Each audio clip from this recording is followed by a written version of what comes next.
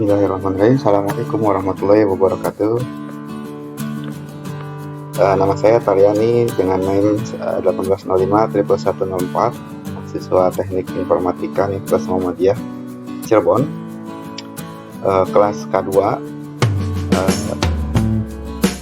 Pada video kali ini saya akan memaparkan sebuah algoritma, yaitu tentang algoritma stock of name sebuah toko. Sebelum ke materi, apa sih algoritma stock of name itu? Berdasarkan pengertiannya, algoritma merupakan suatu rentetan atau urutan langkah-langkah sesuatu, sehingga akan menghasilkan tujuan yang kita inginkan. Nah, untuk stock of name sendiri, pengertian secara gampangnya adalah menghitung suatu barang, yaitu mencocokkan antara banyaknya kuantiti fisik dengan yang ada di stok di komputer, seperti itu. Jadi untuk mencocokkan antara ada berapa barang fisik dan ada berapa di komputernya, seperti itu. Oke, kita langsung ke materi aja.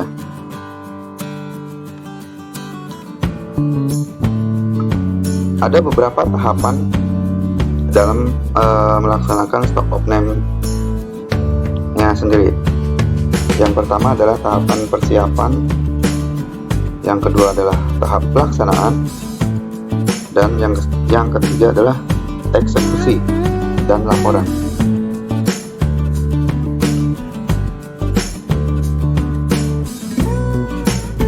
Tahapan pertama yaitu persiapan. Dalam melaksanakan sebuah stock of name, kita harus melakukan beberapa persiapan secara matang. Ya, contohnya adalah 1. Penentuan lokasi barang. Penentuan lokasi barang maksudnya adalah barang yang akan kita hitung atau yang akan kita lakukan stock of name, itu kita harus tahu lokasinya di mana. Misalnya ada di lorong makanan, kemudian ada di rak kesekian, kemudian ada di baris kesekian. Itu yang disebut penentuan lokasi barang. Penentuan lokasi ini berfungsi ketika kita nanti akan melakukan penghitungan ulang jika terjadi selisih pada saat hasil sudah ditemukan. Seperti itu nanti fungsinya. Nanti akan kita bahas tentang penentuan lokasi barang ini, dia bergunanya seperti apa. Oke, persiapan selanjutnya adalah pengelompokan barang. Pengelompokan barang di sini artinya semua barang yang sama itu harus disatukan agar mempermudah nanti pada saat pelaksanaan penghitungan. Artinya barang tersebut tidak tercecer di banyak tempat, seperti itu. Sehingga nanti pada saat penghitungan, para pelaksana stock of name itu tidak kebingungan dalam menghitung karena barang tercecer. Jadi ketika sudah dikelompokkan barangnya, itu akan mempermudah dalam penghitungan. Selanjutnya adalah pendataan barang. Pendataan barang di sini maksudnya adalah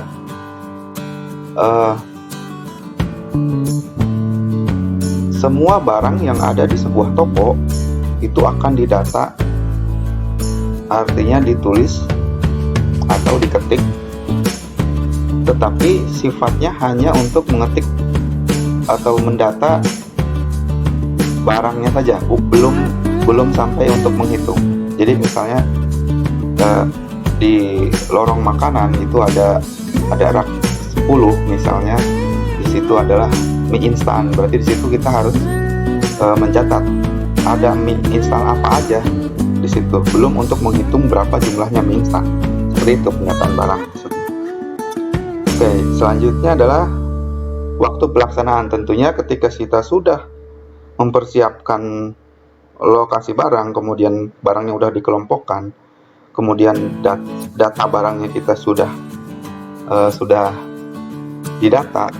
Nah, kemudian kita akan tentukan kapan nih pelaksanaan penghitungannya, karena waktu pelaksanaan itu adalah sebetulnya inti dari proses stock of name itu sendiri sebenarnya adalah waktu pelaksanaannya itu kapan. Nah, waktu pelaksanaan stock of name itu terbaik adalah dilakukan waktu yang paling bagus adalah pada saat toko tersebut tidak beroperasi atau tutup. Kenapa? Karena secara logika, jika kita melakukan stock of name pada saat toko buka, otomatis barang itu akan terus bergerak. Artinya akan ada transaksi keluar masuk seperti itu. Makanya waktu pelaksanaan yang terbaik adalah pada saat toko tutup, karena stok sudah berhenti pada saat itu.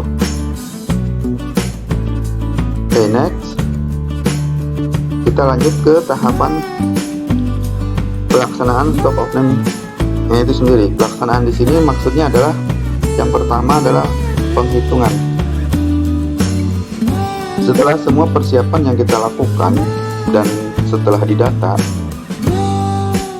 hasil data yang tadi kita input itu sekarang kita harus menghitungnya dalam proses ini. Jadi di rak 1 baris keberapa itu ada, misalnya adalah mie instan mie sedap, misalnya mie sedap goreng itu ada berapa. Nah, maksudnya penghitungan barang itu adalah seperti itu. Jadi misalnya air mineral A ini jumlahnya berapa, itu dicatat. Air mineral B jumlahnya berapa, dicatat. Seperti itu penghitungan barang. Oke.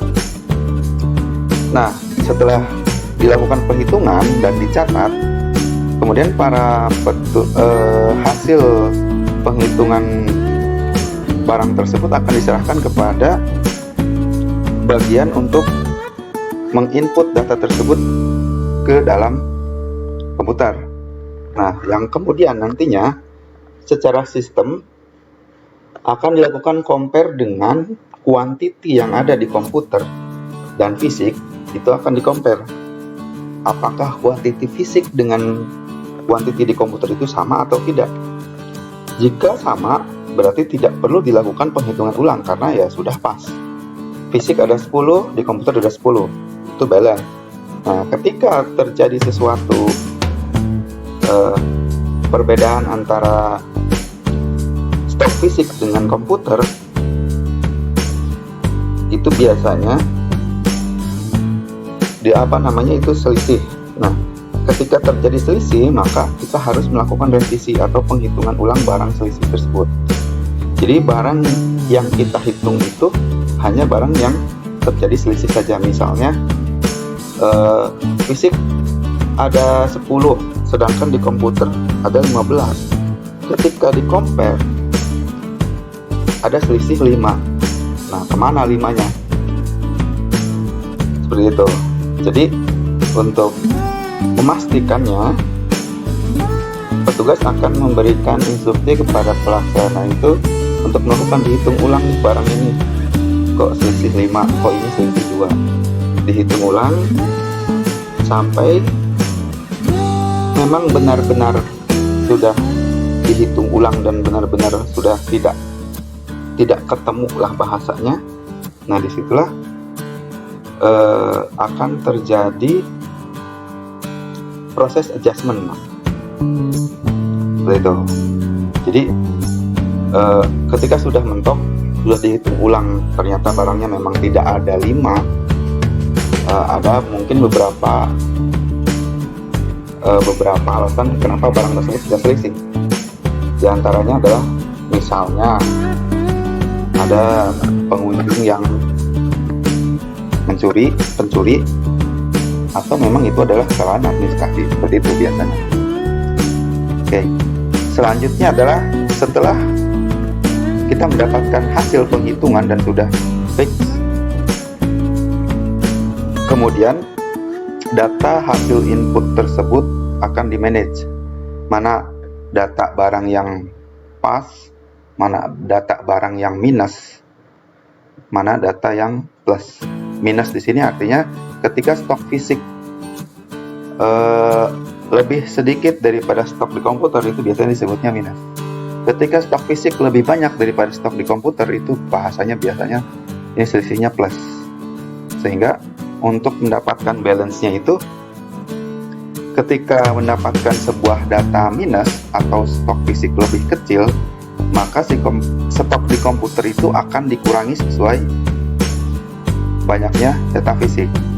Atau sebaliknya, ketika mendapatkan selisih plus karena stok fisik lebih banyak daripada stok di komputer, maka di komputer akan dilakukan penambahan stok secara manual oleh petugas tertentu.